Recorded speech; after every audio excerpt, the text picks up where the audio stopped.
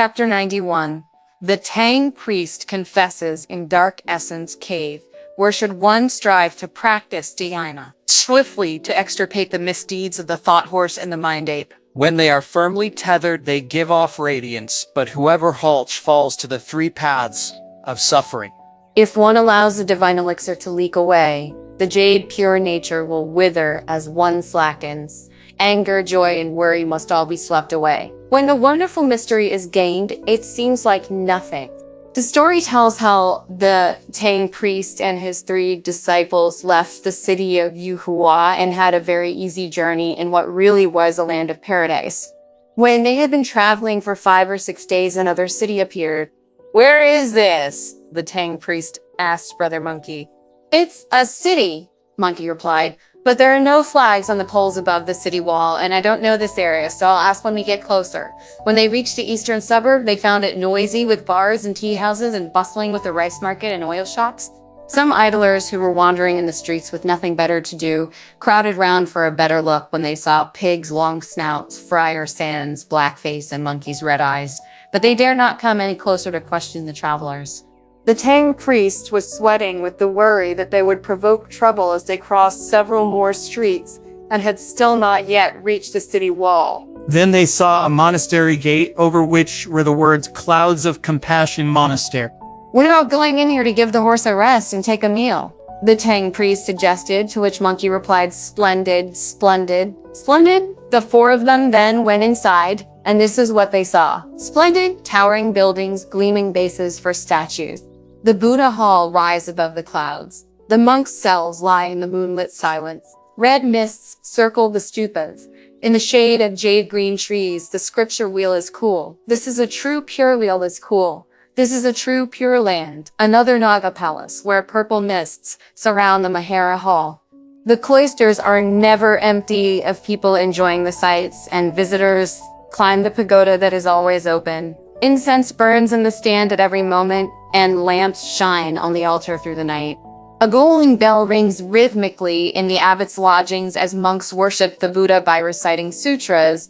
As the 4 of them looked around, a monk came along the cloister and said to the Tang priest with polite gestures of greeting, "Where have you come from, teacher?" "From the Tang court in China," the Tang priest replied, at which the monk went down on his knees to no toe, only to be quickly helped up by the Tang priest, who asked, "Why did you perform this great courtesy, Reverend Abbot? All the lovers of goodness here who read the sutras and recite the name of the Buddha hope to achieve rebirth in your land of China.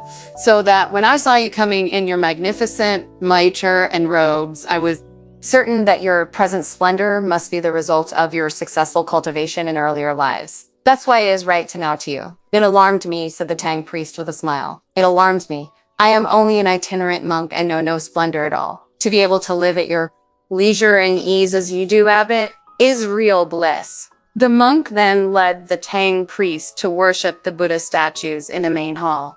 It was only now that Sanzang called for his disciples. After seeing their master start talking to the monk, Monkey and the other 2 had been standing in a group with their faces averted, holding the horse's bridle and looking after the luggage, so that the monk had not noticed them. But when they turned around on hearing the Tang priest's call, the sight of them so frightened the monk that he called out, "My lord, why are your distinguished disciples so hideously ugly?" "Ugly they may be," the Tang priest replied, "but they do have some magical powers. I've been very grateful for their protection all the way along the journey." As they were speaking, more monks came out to greet them. The monk who had been the first to welcome the visitors explained to the others, "This teacher has come from Great Tang in China, and these 3 gentlemen are his distinguished disciples." "Teacher," said the others with mixed pleasure and apprehension, "why have you come here from Great China?" "I have been commanded by the Tang emperor to worship the Buddha and seek the scriptures in the western heaven," Sanzang replied. "As I was passing this way, I've come to your monastery to ask where we are and take a vegetarian meal before setting out again." The monks were all delighted, and they invited the visitors into the abbot's lodgings, where there were some more monks who were performing ceremonies on behalf of benefactors. The monk who had met them first went on to explain to the others, "Come and have a look at what people from China are like. Some are handsome and some are ugly. The beauty of the handsome ones could never be caught in a painting or drawing, and the ugly ones look really weird." Both the monks and the benefactors all came to greet them, after which everyone sat down. When tea had been drunk, the Tang priest inquired, "What is this fine country called?" This is Jinping, one of the outer prefectures of India. The monks replied, "How far is it from this prefecture to Vulture Peak?" The Tang priest asked. It is about 700 miles from here to the capital, the monks replied, and we have walked that distance. As we haven't gone further west to Vulture Peak, we don't know how far that is and would not like to make a wild guess. The Tang priests thanked them. A little later, a vegetarian meal was provided, after which the Tang priest wanted to be on his way, only to be pressed to stay by the monks and the benefactors who said, "Teacher, you must stay for a couple of days or so. Enjoy the full moon festival before you go on your way." On my journey, I have only been aware of mountains and rivers and the danger of running into ogres or monsters, the Tang priest replied, and I have lost my sense of time. I don't know when full moon is. It's because your heart is so set on worshiping the Buddha and on enlightenment that you have not thought about it, teacher, the monks replied. Today is the 13th of the first month and the lanterns will be tried out tonight. The day after tomorrow is the 15th when the festival begins and it goes on till the lanterns are put away on the 18th or 19th. We enjoy celebrations here and our prefect, who cares for the people, has lanterns set out everywhere and music played all night. We also have a bridge of golden lamps. It's an ancient tradition that still flourishes. If you will stay for a few days, my lords, our monastery can certainly afford to entertain you. The Tang priest had no choice but to stay. As the bell and drum in the Buddha hall resounded to the skies, the faithful came in from the streets bringing lanterns to present to the Buddha. Priest and the rest of them came out of the abbot's lodgings to look at the lanterns, after which everyone turned in. The next day, when they had eaten a vegetarian breakfast the monks of the monastery brought them, they strolled in the garden at the back. It really was a lovely place. It is the first month of the year, the beginning of the spring.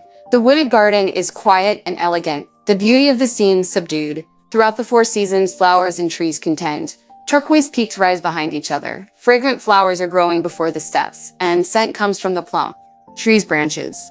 Where there is red, it joins the tender peach blossom. Where there is green, it mingles with the willow's fresh green. Forget about the splendor of the Gold Valley Garden. Say nothing of the Wang River landscapes painted by Wang Wei. In the flowing stream, the wild ducks bob and rise. Among bamboos by the 1,000 poets ponder their choice of words. Tree and herbaceous peonies, myrtle, fleeting smile flowers that waken when their time is due. Camellias, red plum blossom, winter jasmine, and daphne, all early to open out their beauty. The snow piled by the hidden cliff seems frozen solid still. The clouds that drift by the distant trees already bring early traces of spring. The deer sees its reflection beside the pool. Cranes come to hear the lute beneath the pines. A few halls and pavilions to east and west where travelers may stay. Buildings and pagodas to north and south where monks may meditate in peace. Among the flowers are 1 or 2 houses to nourish one's nature, where double eaves rise above each other. Amid the hills and streams are 3 or 4 cells in which to reel or 4 cells in which to rely magic, peaceful and light. This is indeed a natural spot for a recluse. Why look elsewhere for the earthly paradise? After a day enjoying the garden, they inspected the lanterns in the Buddha hall before going to look at the lantern festival. This is what they saw. A splendid city of agate, a fairyland of glass. Palaces of crystal and mica like layer upon layer of brocade. Open work carving behind open work carving. The dazzling bridge of stars moved heaven and earth while trees of fire made waves of red flutes and drums played in the streets. A moon like a ring of jade hung over 1,000 gates. Fragrant breezes blew through 10,000 homes. There were giant turtle peaks soaring on high, fishes and dragons emerging from the sea, phoenixes sporting in the sky. As all admired the moon and the lanterns, the atmosphere was full of harmony. Among the crowds dressed in fine silks, all enjoyed the songs and panpipes. Carriages rumbled along. There was no end of beautiful faces, dashing gallants and marvelous sights. When Sanzai and the others had looked at the lanterns in the monastery, they wandered around the streets of the eastern suburb, not going back to bed till the second watch in the middle of the night. The next day, Sanzang said to the monks, "I made a vow to sweep pagodas, and on the occasion of tonight's moon festival, I would like to ask the Reverend Abbot to open the doors of the pagoda to allow me to fulfill this vow."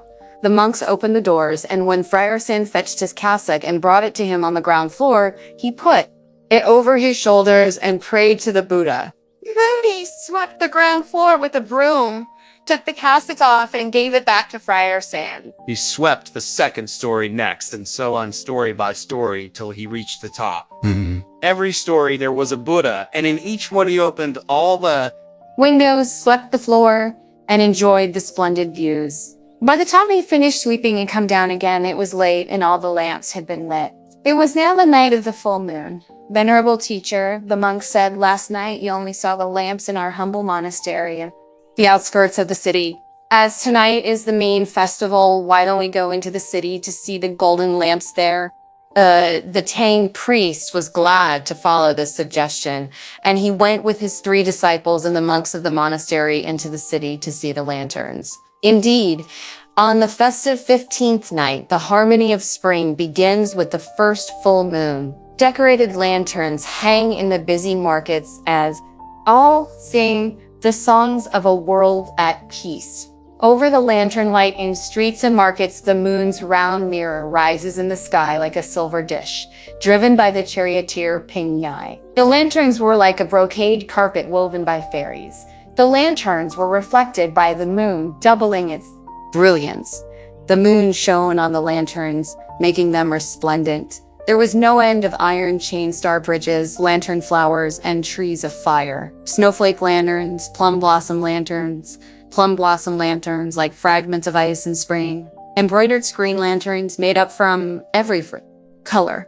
Walnut lanterns, lotus lanterns hung high on lantern towers. Blue lion lanterns, white elephant lanterns fixed on lofty frames. Shrimp lanterns, terrapin lanterns placed in front of awnings. Goat lanterns, hare lanterns placed in front of awnings. Goat lanterns bringing the eaves to life. Eagle lanterns, phoenix lanterns lined up next to each other. Tiger lanterns, horse lanterns being carried along together. Red-crowned crane lanterns, white deer lanterns carrying the star of longevity. Goldfish lanterns, whale lanterns on which rode the poet Libe. Giant turtle mountain lanterns where gods and immortals gathered. Revolving horse lanterns on which warriors joined combat. The towers of lanterns on thousands of houses made a world of clouds and smoke for several miles. On one side, shining reins and flying jade saddles. On the other, rumbling carriages leave fragrance behind. On the red balcony, leaning against the railings, behind the curtains, shoulder to shoulder, hand in hand, pairs of beauties were eager for the fun. By the bridge over green waters, noisy, many-colored, drunken, laughing couples enjoyed the brilliant sights. All of the city's flutes and drums were playing. Panpipes and songs went on all night. There's also this poem as evidence. Amid the fine brocades of lotus were the songs. This blessed land at peace was full of many throngs. The lanterns and the moon upon this festive night foretold rich harvests after rain and wind just right. This was a night when the curfew was relaxed so that there were huge crowds and a great commotion. People were dancing, walking on stilts, wearing masks and riding elephants, pushing and crowding to east and to west as they looked all around. When they reached the bridge of golden lamps, the Tang priest and the monks pushed forward for a look and saw that it consisted of 3 golden lamps, each the size of a water vat and shaped like a 2-story pavilion with a light shining out through intricate gold and silver filigree openwork. Glazed ceramic tiles inside the lamps reflected their light. They were so bright they outshone the moon, and their oil was very fragrant. What sort of oil do those lamps burn? The Tang priest asked the monks, and why does it smell so remarkably good? You wouldn't know that, teacher, the monks replied. There is a county near this prefecture called Mintian. In the whole county, there are 240 wards, and when we have our annual assignment of jobs to be done for the state, 240 households have to provide oil. All the other jobs assigned by the prefecture or county are reasonable enough, but these oil households have a very hard time. Every household has to take it on for a year, and it costs them over 200 ounces of silver. The oil isn't ordinary oil, but perfumed refined butter oil. 1 ounce costs 2 ounces of silver, and a pound costs 32 ounces. Each of the lamps holds 500 pounds of oil, making 1,500 pounds for the 3 of them, costing 48,000 ounces of silver. With other miscellaneous expenses, it comes to over 50,000 ounces. And that only lasts 3 nights? How can so much oil be used up in only 3 nights? Monkey asked. In each lamp, there are 49 big wicks about the size of an egg made of rushes wrapped in silk floss, the monks explained. When they have burned for 1 night, the Lord Buddhas appear. The oil all vanishes and the lamp goes out. I suppose the Lord Buddhas take all the oil, said Pig with a grin as he stood at one side. That's right, the monks replied. That's what everyone in the city has always said ever since ancient times. If the oil runs dry, they say that the Buddhas have taken the oil and the crops will certainly be bountiful. But if it doesn't dry up on one occasion, there will be famine, drought, and the wrong weather at the wrong time in that year. That's why everyone makes this offering. As they were talking, there was the howling of a wind-up in the air, sending everyone who was admiring the lanterns fleeing in terror. The monks could not hold their ground either. Let's go back, venerable teacher. They said, the wind's here. It's the Lord Buddhas bringing blessings. They're here to see the lanterns. How can you tell that? The Tang priest asked. It's the same every year, the monks replied. The wind blows up before the 3rd watch. Everybody gets out of the way as they know that it is the Lord Buddha's bringing down blessings. I am one who thinks of, invokes, and worships Buddhas, the Tang priest said. If the Buddhas are honoring us with their presence on this festive occasion, it would be wonderful to be able to worship them. He rejected the monks' repeated urgings to go back, and a little later, the forms of 3 Buddhas appeared in the wind and approached the lamps. The Tang priest was so excited that he ran to the top of the lamp bridge and threw himself down to worship. Brother Monkey rushed forward in alarm too. Drag him to his feet and say, "They're no good, master. I'm sure they're evil." Before the words were even out of his mouth, the lamps all went out as with a great whoosh. The Tang priest was swept up by the wind. It was terrible. Who knew what evil monsters from what cave and what mountain had been posing as Buddhas to watch the golden lamps? Pig and Friar Sand were thrown into such panic that they rushed all about, searching and calling for their master. Brothers called Monkey. No use shouting here. The master's bliss has turned to disaster. He has been carried off by evil spirits.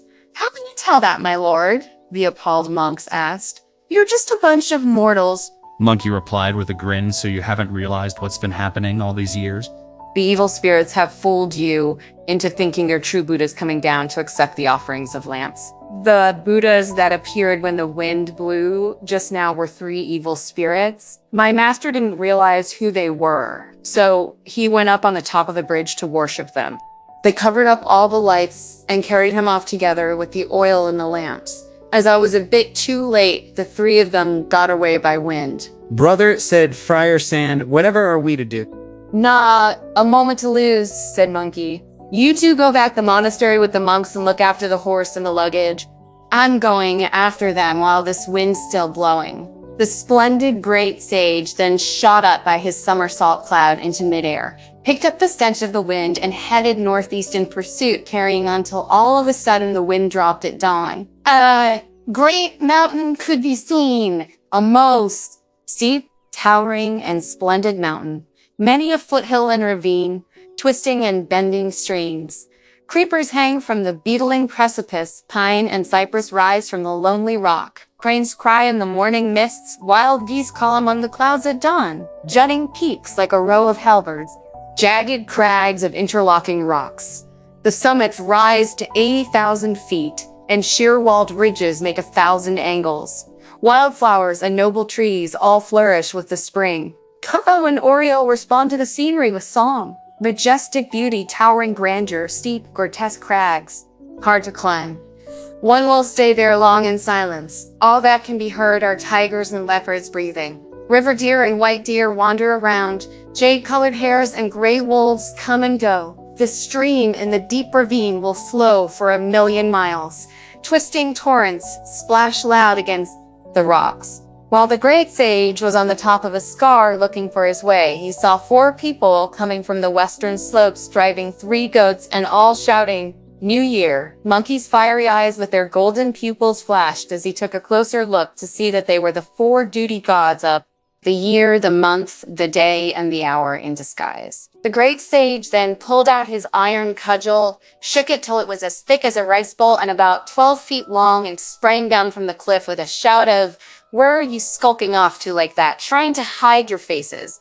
When the four duty gods realized that he had rumbled them, they at once turned back into their normal selves, kowtowed beside the path and said, "Forgive us, great sage, forgive us. Just because I haven't had any jobs for you recently, you thought I was getting lax, and so you've all become very casual," Monkey said. "You didn't even greet me. It's outrageous. Why aren't you giving my master your secret protection? Where are you going?" Because your master somewhat forgot his DIA nature and was so eager to enjoy himself in the clouds of Compassion Monastery in Jinping Prefecture, the duty god said he met with evil at the height of splendor. His joy turned to disaster, and he was captured by the evil spirits. The defenders of the faith are looking after him at the moment. We realized that you would be coming after him this very night, great sage, and we came here to report to you in case you did not know the mountains and forests here. If you were here to report, said Brother Monkey, why did you disguise your identities? Why were you driving 3 goats? And what were you shouting and yelling for? The 3 goats were for luck at the beginning of the year. They're to drive away the evil that's obstructing your master.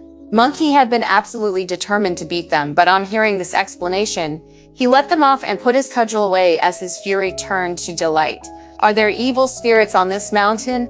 I asked. Yes, they replied, yes. This mountain is called Green Dragon Mountain, and there's a cave in it called the Dark Essence Cave where 3 evil spirits live.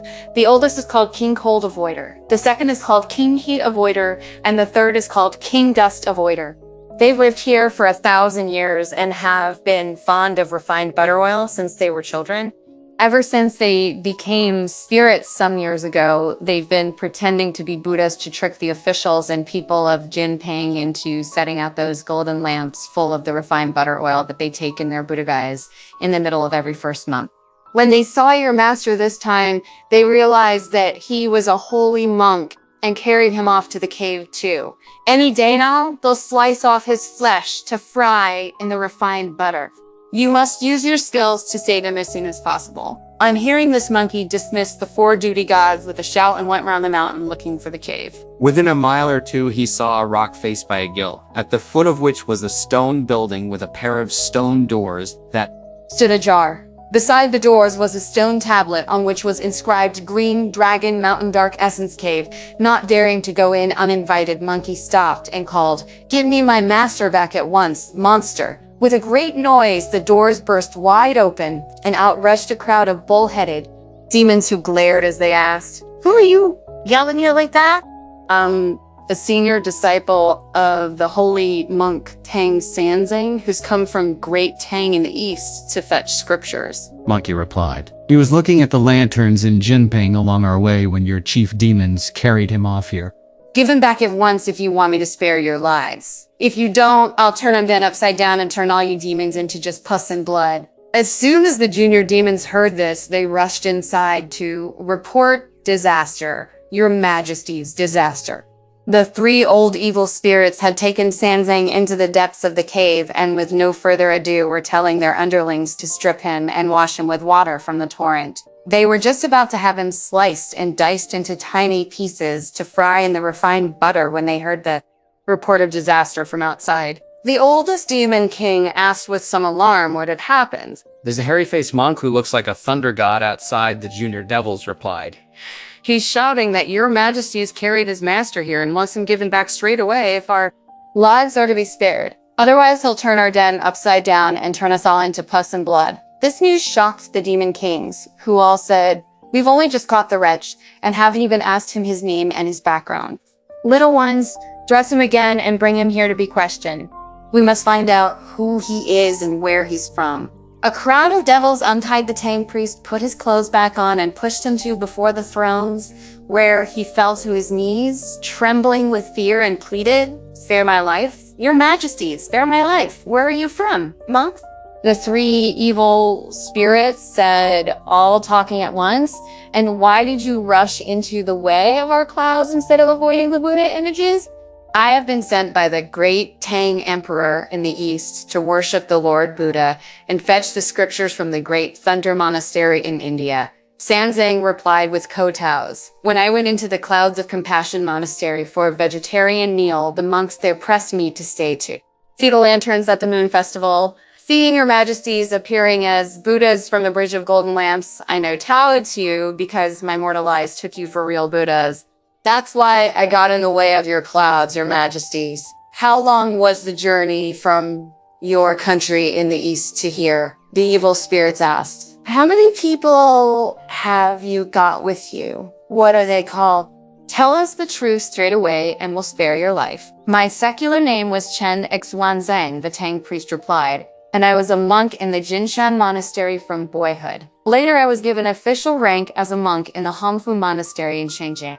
When the minister was being beheaded, the Dragon King of the River Jing in his dream, and the Tang Emperor came back to life after his travels in the underworld, a great land and water mass was held for the rebirth of souls.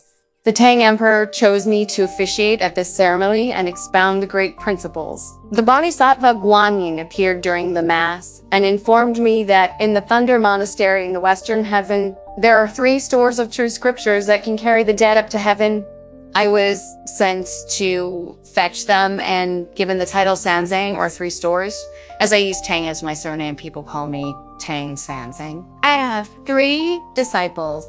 The first one is called Sun Wukong the Novice, and he is the great sage equaling heaven who has been converted to the truth. This news came as a shock to the evil spirits who asked, did this great sage equaling heaven make great havoc in heaven 500 years ago? Yes, the Tang priest said. The second one is called Zhu Wenning or Zhu Baji. He is Marshal Tianpeng come down to earth. The third is Shui Wujin or Friar Sand, the curtain-lifting general in mortal reincarnation. It's as well we haven't eaten him yet. The evil spirits all exclaimed in horror. Little ones, lock the Tang priest in iron chains at the back. When we've caught his 3 disciples, we'll eat them together. They then mustered a force of armed yak, water buffalo, and ox spirits to go outside carrying bugles, waving banners, and beating drums. Once the 3 evil spirits were fully clad in their armor, they went out and shouted, "Who's that? Who dares come here shouting like that?" Monkey slipped around behind the scar to have a good look, and this is what the evil spirits were like. Multicolored faces, round eyes, towering horns, 4 sharp-pointed ears, neat and shining bright, bodies patterned like a painting, covered with brocades that shine like fireflies. The first one wore a hat of fox's fur and hot steam rose from the long hairs of his face. The second wore a flaming cloak of lightest gauze and had 4 gleaming jade-like hooves. The third had a mighty roar like thunder. His sharp and pointed fangs were just like silver needles. Each was brave and fierce. As they carried their 3 weapons, one used a battle axe, one was an expert in the cutlass, and the third had a knotted flail resting on his shoulders. The other evil spirits, tall and short, fat and thin, senior and junior, were all cattle-headed monsters carrying spears or clubs. There were 3 big banners clearly inscribed with the words King Cold Avoider, King Heat Avoider, and King Dust Avoider. After looking at all this for a while, Monkey lost his patience and went up to them with a shout of, "Can you recognize Monkey, thieving damned ogre? Are you the Sun Wukong who made havoc in heaven?" The evil spirits shouted back. "It really is a case of I heard your name before I saw your face. The sight of that would bring the gods disgrace. So all you are is a backache. I'll get you, you lamp oil thieves," Monkey retorted in high dudgeon. "Don't talk such rubbish, you smooth-tongued monsters. Give my master back at once." With that, he advanced and swung his iron cudgel to be parried by the old demons who raised their weapons to meet the blow. A splendid fight ensued in the mountain hollow. Battle axe, cutlass, and flail met by the Monkey King's lone cudgel. Cold Avoider, Heat Avoider, and Dust Avoider had heard of the great sage equaling heaven. When the cudgel rose, it scared demons and gods. Axe and cutlass hacked and flew. A primal Dharma image of true emptiness holding off 3 demons masquerading as Buddhas. Their noses all greasy with this year's stolen oil. They tried to snatch the monks sent by the emperor. One for his master's sake feared not the lengthy road. The others in their greed had lamps offered every year. All that could be beard was clash of axe and cutlass and the noisy clatter of the cudgel. With clashes and lunges, 3 fought against 1 as each showed his skill with blocks and parries. They fought from dawn till almost nightfall, and a victor had yet to emerge in the struggle. By the time Monkey's cudgel had done 150 rounds with the 3 demons, it was nearly evening, and the outcome was still in doubt. Then Dust Avoider sprang forward from the ranks with a swing of his flail and waved a flag, whereupon the crowd of cattle-headed demons swarmed around Monkey, encircling him and swinging wildly at him with their weapons. Seeing that things were going badly, Monkey set off his somersault cloud and fled in a whoosh. The demons did not go after him, but called their devils back so that everyone could have an evening meal. They told the junior devils to take a bowl of food to Sanzang as well. He was not to be dealt with until Monkey had been caught. As the master was a lifelong vegetarian and was besides feeling miserable, he sobbed, and let none of the food touch his lips. The story tells how Monkey rode his cloud back to the Clouds of Compassion Monastery and called brothers. On hearing this, Pig and Friar Sand, who were waiting for him and discussing what to do, came out together to greet him with the words, "Brother, why? Are you only back now after being away all day? What's happened to the master?" "I followed the smell of the wind right through the night till we got to a mountain and it disappeared," Monkey replied with a smile. "Luckily, the 4 duty gods told me that the mountain's called Green Dragon Mountain and that there's a dark essence cave on it where 3 evil spirits live. King Cold Avoider, King Heat Avoider, and King Dust Avoider. They've been stealing the oil here for years on end by disguising themselves as Buddhas to trick the officials of Jinping Prefecture. When they came across us this year, they wickedly carried our master off with them.